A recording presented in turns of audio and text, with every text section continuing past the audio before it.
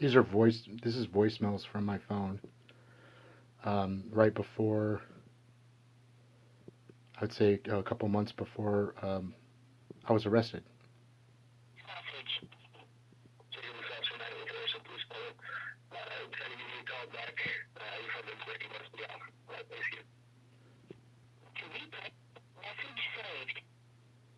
So that was an Officer Knight from Anderson Police Department, and I was basically calling Anderson Police Department asking for help with this case, with this family law case number 194478, because I noticed in the case files that somebody was forging her signature, forging my ex-wife's signature, filing paperwork on her behalf, and trying to control the outcome of this case. And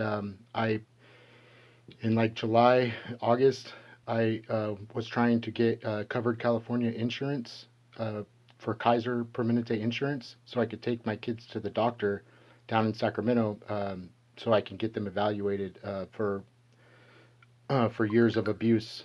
And Judge Gibson in Shasta County Superior Court basically railroaded this case and the outcome of this case and took custody of my two youngest kids first. And Kendra and her new husband Jason wouldn't let me talk to my kids and wouldn't let my kids call me or talk to me. That's abduction right there, flat out. There's no argument over jurisdiction or no argument over what happened in the past or anything like that. At that moment, when Kendra and Jason would not let my kids use the phone anymore to call me, and all she had was a custody order, that's abduction. And so that the fact that nobody's done anything about it is disgusting.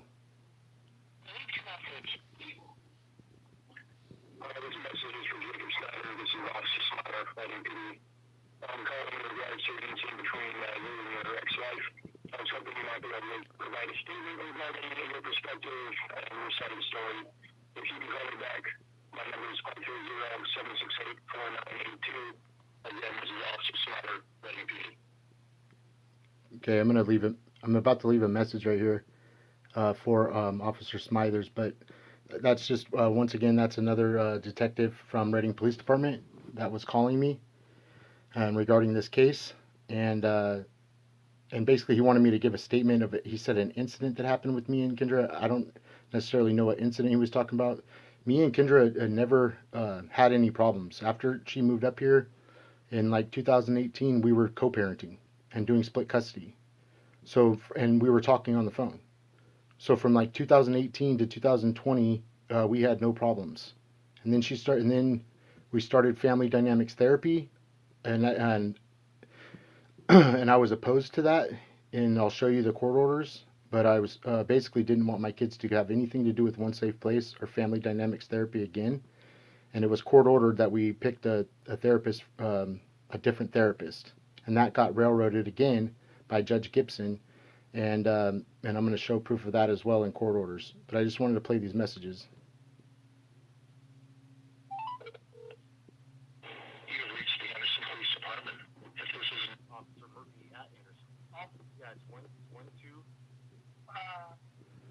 Okay, now this message is pivotal right here. This is so important right here. Okay, I basically have been calling around for months, trying to find out what happened to my two youngest kids.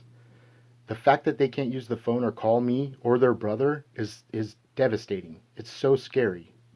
And not only that, but my kids have been abducted in the past by facilitated by One Safe Place. And the reason why I say facilitated by One Safe Place and Judge Gibson is because we lived in Sacramento County and we had court dates in Sacramento County. And so this case, is the custody case or the child custody case and child support case for my kids was started and already in process in Sacramento County. And Judge Gibson interfered with that, the legal system, and interfered with that decision, granted her a restraining order up here 3 weeks after she left the house, a week after I filed custody orders, granted her a restraining order, and then my kids come up missing for over a year. And so it took me years to find out what happened to my kids during that time. And I found out basically that they were being abused and neglected and sexually abused. And I had evidence of that. And in 2020, I was trying to get I petitioned the court to grant me full custody so I could take my kids to Sacramento and take them to Kaiser, and that's when my kids got taken away from me. And Judge Gibson granted her a court order to take my two youngest kids, and it was a huge argument for months and months. And I was calling law enforcement, and this is me. So right here, I'm calling Anderson Police Department, okay, and this is when I find out that it was Reading Police Department that picked up my kids and took my kids on February 3rd. Dispatch, this is Lacey. Hi, Lacey. My name is Jacob Snyder. I called, I think yesterday to talk to a police officer about my son, or my kids, missing. Okay. What was the address you gave yesterday? Yeah, it's 1260 Pinion Avenue.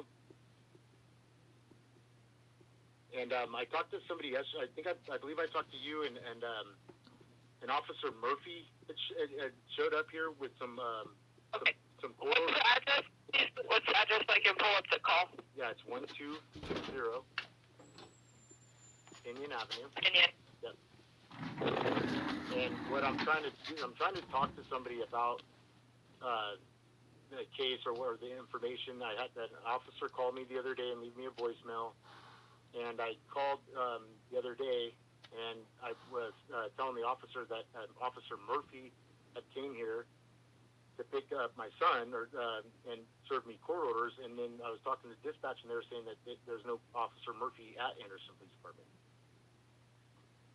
I don't know if that's true. Are you sure you have the name right? I have the name right. I looked right at his name tag.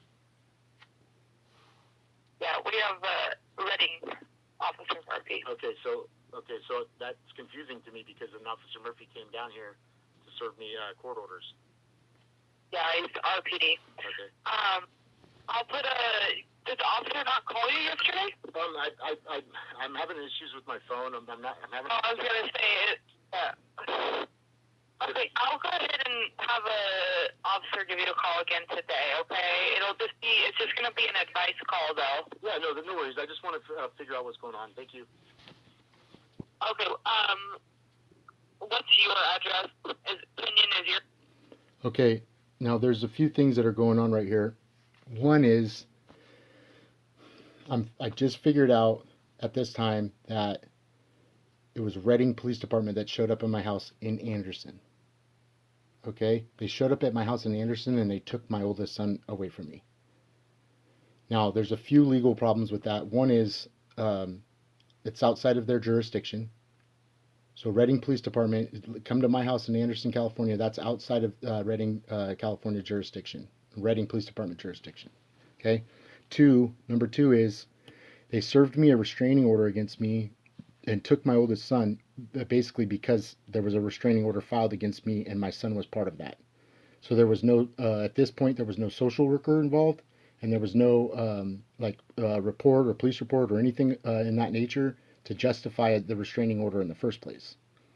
The domestic violence restraining order was filed against me and basically it took my oldest son away from me after months and months of fighting with them and arguing with them over my two youngest kids missing. Okay, and then also this is maybe a few days before or a few days after my son was threatened with a gun at my ex-wife's house. Okay, so this is all happening, and I just found out that there was an Officer Murphy that showed up at my house.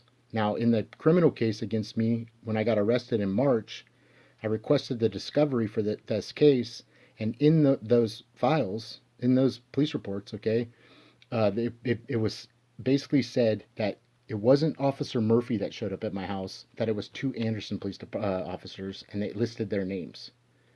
Okay, well, I have proof of service signed by Officer Murphy. And so when I'm talking to this person, and she's checking my address, okay, the reason why she's checking my address is because Judge Gibson called the Anderson Police Department and Reading Police Department, told them that this was a civil issue and a custody issue, and not to answer my phone calls. Okay?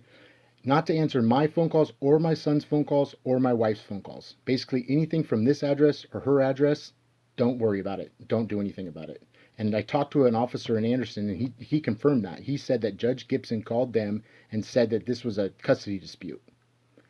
Well, that's highly unethical for one, but not only that, this is not a custody dispute when there's crimes being committed. And the crime is that my kids can't call their dad or can't call their grandma or anybody else. I can't call any family members from Sacramento or anybody else. My kids basically could not call or use the phone for anything. And that's abduction. That's kidnapping. And right at that moment, it doesn't matter if there's a restraining order against me. It doesn't matter what happened, you know what I mean, or why there's a restraining order. All that matters is that my kids are being abused, emotionally abused, and threatened, and they can't use the phone. And so right then, Reading Police Department, Anderson Police Department, whomever, should have arrested her and Jason for abduction and abuse. Okay? Now, the real question is, why does this judge keep granting her court orders or custody orders, right? And then the other question would be, why do I have a restraining order against me if my kids are getting abused over at her house? I mean, the fact that the Shasta County Superior Court granted her a restraining order and then my kids started getting abused over there, I mean, that right there means basically that I should have never had a restraining order in the first place. I should have never had a restraining order issued in March. And then the other issue is that Reading Police Department showed up at my house to serve me a restraining order, and my ex-wife was with them in front of my house with them smiling at me. And that's illegal proof of service because she's not supposed to be there when they serve me paperwork. So these phone calls and these voicemails that I have, as well as all the documentation and paperwork that I have for the past 7 years, that's justification for investigation into this case, but investigation into all these people that are involved. Not investigation into me, investigation into why they took my kids again. And there's no legal reasons to justify their decisions. You know what I mean? At this point, you know, the fact that my two youngest kids were missing for so long and they couldn't call and use the phone, they should have been taken from her house and brought back to me immediately. And then the months went by, and then they took my oldest son. Well, my oldest son, he's 15 years old, and he had his own phone. So when he left, he was like, "Dad, I'm going to find my brother and sister, and I'm going to call you." And I never heard from him again. Ever. It's been years since I've heard from him. And Shasta County Superior Court wants to argue over jurisdiction of this case and wants to argue over their legal decisions, and none of their decisions have been in the best interest of my children. And the best interest of my children would have been, you know, years ago to have them go back to Sacramento, and we could have talked to a judge in Sacramento County. And the fact that Shasta County wants to argue over that or dispute that is disgusting. It's unreal. God bless.